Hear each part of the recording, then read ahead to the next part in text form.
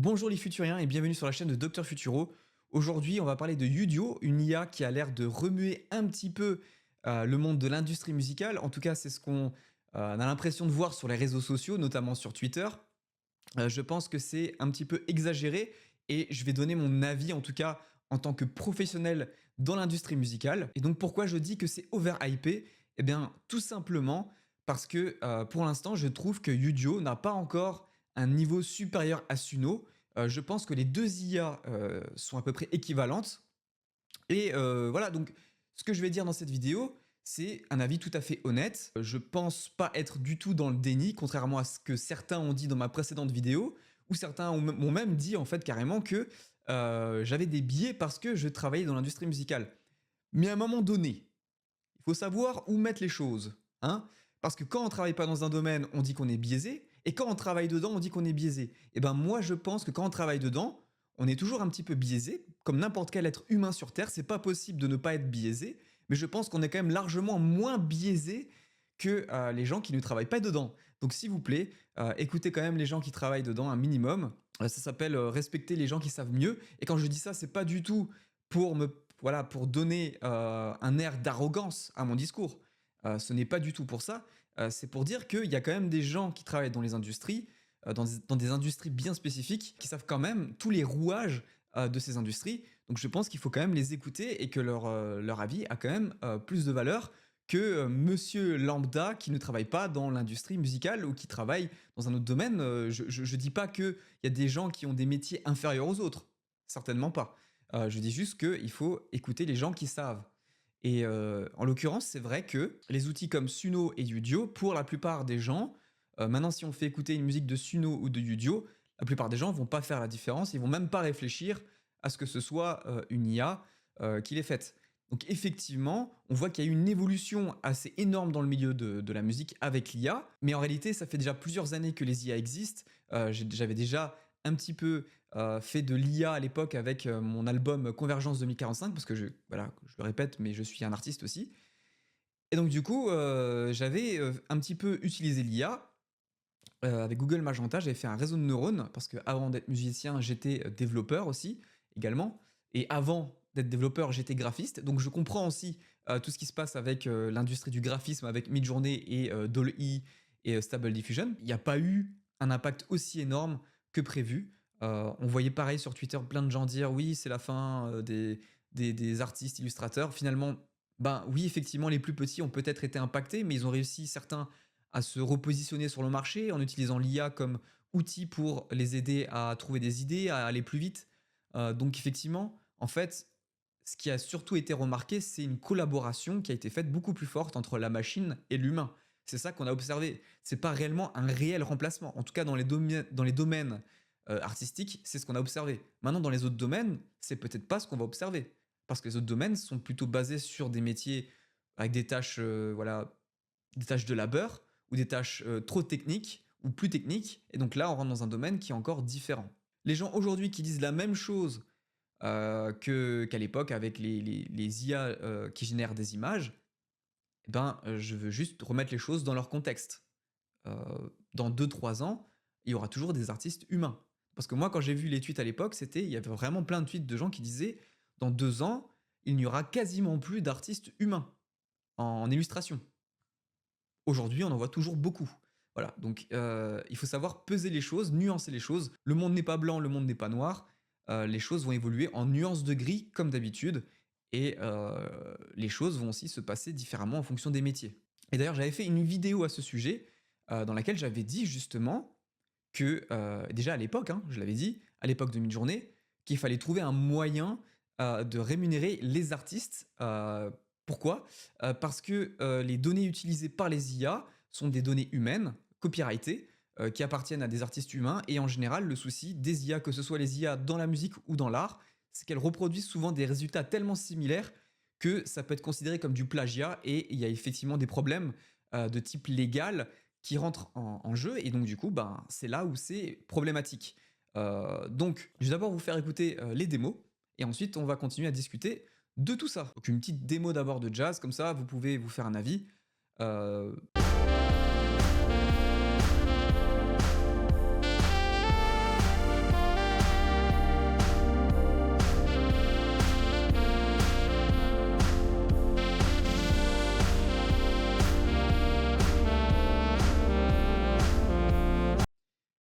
peu de country. With each step on the moon dust, in a sea of tranquil gray, solitude in one vast jump leaves the world so far away, like a lone space cow. Voilà, donc déjà sur ces 2 démos, alors déjà, il faut savoir que c'est des démos qui ont été sélectionnées par l'équipe de Udio, donc forcément, ils vont sélectionner les meilleurs résultats, parce que moi, j'ai testé aussi l'IA et je peux vous dire que pour avoir ce genre de résultats, il faut y aller, il faut faire, des centaines et des centaines de rendus pour avoir quelque chose d'un minimum décent. Donc effectivement, il y a eu du cherry picking sur les informations et sur les démos qui ont été montrées par les équipes de Udio et aussi sur Twitter. Il y a eu beaucoup de gens qui ont dit, par exemple, que Udio, c'était le ChatGPT, on va dire le moment de ChatGPT pour l'industrie musicale. Moi, je ne trouve pas encore. Pour moi, c'est encore l'équivalent de GPT-2. Donc, ChatGPT, c'est GPT 3.5. Pour moi, on est au niveau de GPT-2 si on devait faire un équivalent de ChatGPT dans l'industrie musicale. Pourquoi? Parce qu'en fait, pour moi, il y a beaucoup de problèmes. Euh, alors, surtout en termes de production musicale, un peu moins en composition. En composition, les IA commencent à être plutôt justes. Mais par contre, en termes de production, en termes de qualité, et, audio aussi, et de sound design, donc de travail de synthèse sonore, l'IA est encore à des années-lumière de ce que peut faire un humain. Euh, donc ça, c'est effectivement un problème. C'est juste de la physique acoustique. En fait, là déjà, actuellement, le niveau de compression des sons qu'on peut écouter sur ces plateformes, c'est en format MP3 ultra compressé. C'est du 96 kHz en termes de qualité de compression, donc c'est assez faible. Et le souci, c'est que dans les fréquences aiguës, il y a des problèmes de phase. Alors, je ne vais pas rentrer dans les détails. Problème de phase, ça fait qu'il y a des sortes d'annulation de son et ça rend le son un petit peu dégueulasse. En gros, le souci de ces IA, c'est que pour l'instant, bien sûr, ça va s'améliorer, hein. Probablement d'ici un an, la qualité audio sera améliorée, mais pour ça, il faut avoir de l'investissement. Pourquoi? Parce que, en fait, plus on monte dans les fréquences aiguës, plus il va y avoir de la définition et de l'information qui sera nécessaire pour avoir un son qui sera correct. Parce que plus on descend dans les fréquences graves, plus les fréquences d'onde sont allongées. Et donc, comme elles sont plus allongées, eh ben, c'est moins difficile à reproduire. Mais plus elles sont courtes, plus ça veut dire qu'il faut avoir en fait, de l'information. Le problème, c'est que l'IA actuellement manque d'informations dans la production des fréquences aiguës. C'est pour ça que la qualité audio n'est pas bonne du tout et donc du coup ne peut pas être utilisée à usage professionnel pour l'instant. Donc il y a ça, déjà, dans un premier temps. La composition, par contre, est plus ou moins correcte. Par contre, là où Udio pose problème, c'est qu'en fait, il fait effectivement des compositions plus complexes que Suno. Par contre, le fait que ce soit plus complexe, ça amène parfois et beaucoup plus souvent des résultats qui sont beaucoup plus fous, qui partent un petit peu trop dans tous les sens et qui sont pas toujours très cohérents. Il n'y a pas toujours de cohésion avec tous les instruments. Alors que chez Suno, ben là, on voit que l'IA comprend mieux la théorie musicale et donc elle fait peut-être des structures moins complexes au niveau des musiques, mais elle fait des trucs plus simples, mais au moins qui sonnent plus justes et beaucoup plus harmonieux. Et on voit que Suno comprend mieux la théorie musicale. Par contre, là où Udio est meilleur, et c'est pour ça que je pense que les deux IA se valent plus ou moins avec des forces et des faiblesses, Udio est très bon, par contre, largement meilleur même que Suno en ce qui concerne la génération des voix et aussi des guitares. C'est vraiment l'instrument sur lequel j'ai vraiment remarqué une évolution notable par rapport à, euh, à Suno. Alors aussi, autre chose qui est intéressante, c'est aussi comment il présente les choses. Udio est plutôt considéré comme un outil qui est censé aider les producteurs de musique et les musiciens en général pour les aider, pourquoi pas, à faire du brainstorming et tout ça. Donc c'est pour ça aussi que pour l'instant, la qualité audio n'est pas encore ultra intéressante. Suno, par contre, vise beaucoup plus en fait, le grand public, tout simplement. Et donc, ils veulent plutôt miser sur ce terrain-là. Et donc, au final, en termes d'audience, on va dire que Suno vise beaucoup plus un public large, alors que Udio vise un public beaucoup plus restreint, basé sur les musiciens réellement. Et donc, qui est derrière Udio? C'est des ingénieurs qui ont travaillé chez Google, c'est 3 ingénieurs, et qui ont eu des financements de A16Z. Donc, c'est un incubateur et un accélérateur de start-up à la Silicon Valley qui est donc financé par Marc Andreessen, donc l'un des plus gros investisseurs de la Silicon Valley. Et on a aussi comme investisseur will.i.am, qui est un producteur de musique et rappeur, chanteur aussi. Et donc voilà, donc lui, il a investi dedans. Et d'après eux, c'est juste des outils qui vont permettre d'augmenter la productivité et la créativité des artistes au global. Ça n'a pas empêché sur Internet de voir des gens dire tout de suite s'alarmer et dire que c'est la fin des artistes humains, c'est la fin de tout. Et c'est ça le problème en fait des humains au global, c'est que c'est tout de suite blanc ou noir, c'est tout de suite des propos très alarmistes. Alors oui, effectivement, il y aura les plus petits, mais vraiment les plus petits artistes qui seront touchés en premier lieu. Ça, c'est une certitude, parce que l'IA, actuellement déjà maintenant, même si c'est pas encore incroyable ce qu'elle fait, elle est capable de faire des rendus en fait qui sont déjà supérieurs à des compositeurs débutants. Donc ça, c'est une certitude. Par contre, elle n'est pas encore du tout, pour moi, au niveau intermédiaire, intermédiaire pro, voire au niveau professionnel. Donc on n'est pas encore à ce niveau-là.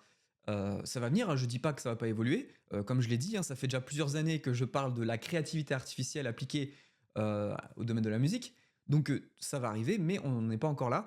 Moi, je pense qu'en fait, on a déjà atteint un plateau en termes de composition musicale. Ça veut dire qu'elles sont déjà plutôt pas mal. Elles arrivent bien à gérer, à comprendre la théorie musicale globalement, que ce soit Suno ou Udio. Et donc là où ça pêche, c'est en termes de production musicale, pas en termes de composition et en théorie musicale. Et donc, comme je pense qu'on a déjà atteint ce plateau, parce qu'en réalité, la théorie musicale, c'est le truc le plus simple que les IA peuvent apprendre, eh bien, je pense que là, on va buter à ce niveau-là. Et après, le reste, donc tout ce qui est production musicale, qualité de mixage, mastering, ça va évoluer de façon un peu plus linéaire. Mais par contre, en termes de composition, là, on voit que les IA comprennent bien la théorie musicale. Et là, je pense que, effectivement, quand on va commencer à buter de plus en plus à ce niveau-là, eh bien, ces outils vont commencer à se diversifier pour réellement répondre aux besoins réellement des artistes de musique. Donc c'est ça, je pense, qui va probablement se passer dans les prochains temps. Autre chose aussi assez intéressante que je pense qui va arriver, c'est en fait la possibilité d'une scission, d'une division en fait de l'industrie musicale, une basée sur les musiques générées par l'IA et une basée par les musiques faites par les humains ou collaboration hybride IA-humain. C'est comme ça que je vois le futur se dérouler. Et d'ailleurs, c'est ce que voilà, Deezer est déjà en train de faire, hein. Deezer est en train de supprimer les musiques générées par l'IA parce qu'ils considèrent que les musiques générées par l'IA ne sont pas de qualité suffisante et eux, ils misent sur une plateforme de qualité. Alors, ils veulent de la musique de qualité. Et donc, l'IA ne fait pas partie de leur spectre de choses à pouvoir sortir sur leur plateforme. Donc, effectivement, je vois, et on le voit déjà maintenant, c'est une constatation factuelle, hein. On voit déjà aujourd'hui une scission qui va se faire et qui est en train de se faire. Spotify aussi et les plateformes, je pense qu'ils vont virer aussi les musiques générées par l'IA parce qu'ils le voient comme un concurrent, une compétition. Bah pourquoi? Bah parce que Spotify et compagnie, ils travaillent depuis plusieurs années sur leur propre IA pour générer de la musique en fonction de l'humeur et tout ça. Donc, au moins eux, par contre, ils vont quand même dire sur la plateforme que c'est de la musique générée par l'IA. Ça sera labellisé IA. Il y en a aujourd'hui qui postent de façon malhonnête des musiques en disant rien du tout. Ils disent rien du tout, ils disent que c'est de la musique d'un groupe de rock ou truc comme ça, mais ils disent pas du tout par contre que c'est généré par l'IA. Donc c'est assez malhonnête comme démarche et malheureusement beaucoup d'humains sont malhonnêtes. Donc si c'est pour flouder les plateformes avec des musiques génériques, avec de mauvaise qualité, je pense que Spotify sera contre ça aussi tôt ou tard. Ils vont mettre un système pour reconnaître ou scraper directement les données, parce que peut-être qu'il y aura des lois qui vont mettre en place un système pour voir si les œuvres ont été générées sur Udio ou Suno et faire un sort de système qui scrape les données avec de l'IA en plus pour voir si les modifications ont été suffisamment, on va dire, suffisantes pour qu'on considère que ce soit de la musique faite par un humain. Donc je pense qu'il y aura tout un truc qui va se faire. L'industrie musicale, forcément, comme toutes les industries, hein, je veux dire, qu'on soit musicien, boulanger ou pas dans le futur, tout le monde sera concerné par l'IA. Mais là, l'industrie musicale, forcément, rentre dans un nouveau tournant aussi, comme en fait le monde entier. Le monde entier rentre dans un tournant monumental à cause de l'IA. C'est juste que les médias, comme d'habitude, n'en parlent jamais. Donc c'est pour ça que j'ai fait cette chaîne aussi, hein. C'est pour prévenir les gens du tsunami technologique qui est en train d'arriver. Oui, voilà, donc moi je vois une scission de l'industrie. Spotify et consorts, ils travaillent sur leurs propres outils d'IA pour générer des musiques en fonction de l'humeur. Et donc, avoir des musiques générées par l'IA qui viennent flouder leur plateforme, bah, ça ne sera pas en leur avantage parce que c'est de la concurrence en réalité. Ils font venir de la musique générée par de la concurrence. Donc, pourquoi pas, peut-être, si ça se trouve, Udio et Suno vont créer un espace musique de streaming sur leur propre plateforme. Je pense que c'est tout à fait envisageable comme système. Peut-être un système d'abonnement pour écouter de la musique générée par l'IA. Pas utiliser Udio par exemple pour générer de la musique, mais juste écouter de la musique générée par l'IA. Peut-être qu'il y aura un système d'abonnement du coup qui sera moins cher. Parce que pour l'instant, Udio est encore gratuit, mais je pense que tôt ou tard, ils vont faire des choses pour faire un système de crédit comme Suno l'a fait. En tout cas, à la vue des boosts actuels qu'elle est capable de faire l'IA pour l'instant, je vois pas pourquoi il n'y aurait pas de mesures qui vont être mises en place par les plateformes de streaming pour éviter que la qualité générale de leur plateforme se détériore à cause de toutes les boosts qui sont uploadées et qui vont être uploadées dans les prochains temps à cause de l'IA. Je pense qu'il va forcément y avoir des mesures parce que je pense que ça va poser des problèmes pour les plateformes d'avoir une qualité quand même globale qui va se détériorer. Par contre, il y a effectivement des gros problèmes de plagiat. Sur Twitter, il y a eu des tweets qui ont eu des dizaines de milliers de likes à propos de copyright infringement, donc de problèmes de copyright et de droit, et de plagiat.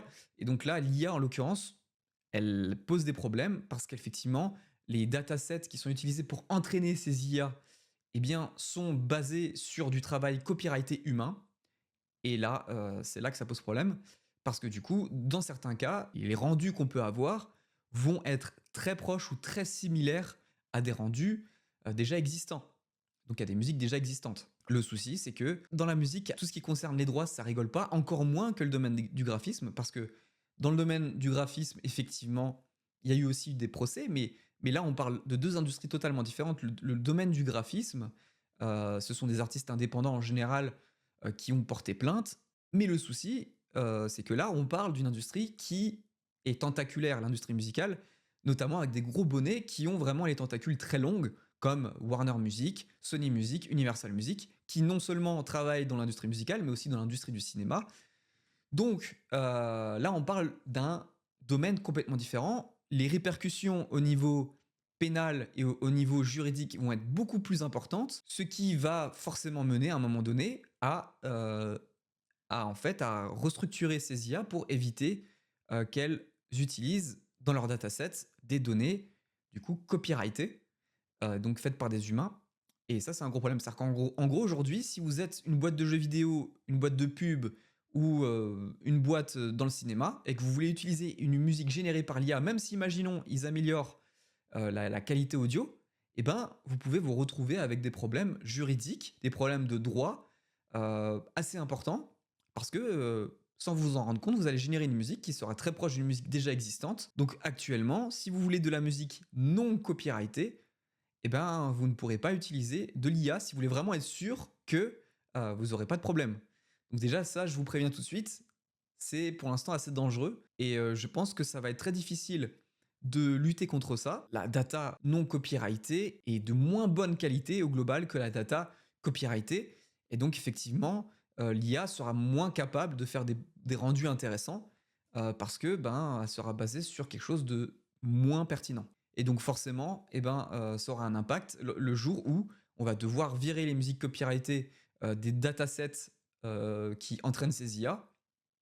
Voilà, donc moi j'ai toujours dit, que ce soit avec les IA qui génèrent des images ou les IA qui génèrent maintenant de la musique, c'est qu'il faut trouver un système soit pour permettre aux artistes de virer en fait leur musique des datasets s'ils veulent pas en fait que leur musique soit utilisée pour les IA, ou sinon dans le cas contraire, s'ils les laissent, avoir un système de rémunération des datasets pour répartir l'argent des musiques qui ont été utilisées pour entraîner les IA. Actuellement, il y a des discussions qui sont en cours. C'est ce qui est en train de se passer avec la SACEM. Donc là, je peux vous montrer un article justement publié par la SACEM qui a pour intitulé Pour une intelligence artificielle vertueuse, transparente et équitable, la SACEM exerce son droit d'opt-out. Donc le droit d'opt-out, c'est le droit de pouvoir retirer ces musiques des datasets utilisés par les compagnies qui font ces musiques et ces IA. Désormais, les activités de fouille de données data mining sur les œuvres du répertoire de la SACEM pour les entités développant des outils d'intelligence artificielle devront faire l'objet de son autorisation préalable afin d'assurer une juste rémunération des auteurs, compositeurs et éditeurs de musique qu'elles représentent. Bah oui, il faut quand même rémunérer les artistes qui ont permis à ces IA de s'entraîner quand même, hein. L'IA est déjà présente dans le quotidien des créateurs de notre société d'auteurs, non seulement comme un outil au service de la création, mais également au service de notre process à la SACEM. Notre but n'est pas d'interdire l'IA ni de freiner son développement, mais de la rendre plus vertueuse et transparente. Les créations de nos membres ne doivent pas pouvoir être utilisées sans leurs accords pour enrichir et entraîner les outils d'IA. Oui, bah ça c'est évident que il faut pas que l'humain soit toujours lésé dans l'histoire. Le but du développement de l'intelligence artificielle, normalement, c'est pas de désavantager les humains, on est d'accord. Le but, c'est de mettre un outil qui soit suffisamment puissant pour nous permettre de nous simplifier la vie et d'augmenter notre créativité et tous les aspects qui sont positifs pour l'espèce humaine. Si maintenant on ne demande pas aux gens qui ont entraîné ces IA leur autorisation, bah déjà ça c'est désavantageux. Donc là, c'est quand même assez négatif. Normalement, le but de l'IA, ce n'est pas de désavantager les humains. On est d'accord? Donc, il faut bien évidemment demander aux humains qui ont fourni leurs données une autorisation. Ça me paraît tout à fait logique et éthique de le faire. Donc, si on commence à remplacer tous les métiers intéressants, je pense que ça va être un peu problématique. Les métiers dans l'art et la créativité ne sont pas censés être des métiers à remplacer. Hem, Pourquoi? Bah, parce que si on commence à réfléchir au futur et qu'on imagine que dans le futur, on crée des nouvelles formes d'art grâce à la technologie ou que l'IA nous crée des nouvelles formes de divertissement et d'art, ça ne veut pas dire que l'humain ne doit plus être au centre de tout ça. Parce que si on commence à remplacer déjà aujourd'hui, les métiers dans l'illustration, l'art, le graphisme, la musique, et ben, les prochaines formes d'art qui existeront dans le futur, l'IA sera aussi alors capable de le faire mieux que nous. À un moment donné, il faut un minimum recentrer les choses par rapport à l'humain. Et donc, c'est bien beau de vivre longtemps dans un monde si on n'a plus rien à faire et qu'on s'ennuie. Voilà, c'est quoi l'intérêt? Dites-moi. Je sais pas. Parce que on va créer de nouvelles formes d'art. C'est une certitude. Mais à ce moment-là, il faut quand même que l'humain reste un minimum au centre de la création. Et quand je dis un minimum, voilà, je pense que c'est limite pas le bon mot à utiliser. Il faut vraiment qu'on rentre dans une collaboration pour tout ce qui est créatif, 50% humain, 50% IA. Parce que si l'IA, elle fait 99% du taf, parce qu'aujourd'hui, il y a des gens qui font de la musique ou qui font de l'art avec de l'IA qui se considèrent comme des artistes juste en écrivant des prompts, je peux pas considérer ça comme de l'art. Pour moi, je considère ça plutôt comme une sorte de recherche Google version améliorée.